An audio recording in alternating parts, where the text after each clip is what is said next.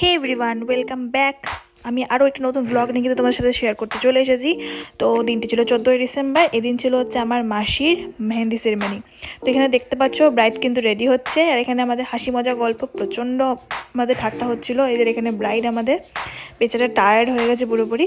আর যে মেকআপ করছে সেও কিন্তু আমার মাসি হয়, উনি একজন মেকআপ আর্টিস্ট রয়েছেন। তো মেকআপ টেকআপ ডান, এখন চলে যাওয়া হচ্ছে ফটোশ্যুটের সেশন। দেখতেই পাচ্ছ এখন হচ্ছে আজকের সেলিব্রিটি ছিল হচ্ছে আমার মাসি। তো প্রত্যেকে তার সাথে ছবি তুলছিল, তারপরে ফটোগ্রাফার চলে এসেছে, বলছে সরো এবার আমার টার্ন ফটো তোলার। তো যাই হোক, এখানে এখন ফটোগ্রাফার ফটো সেশন চলছে। আর সব শেষে তারপরে হচ্ছে আমাদের এখানে এখন হবে হলো শাখা পড়া পড়ানো। আমাদের বাঙালিদের মধ্যে ডিফারেন্ট ফ্যামিলিতে ডিফারেন্ট রিচুয়ালস থাকে।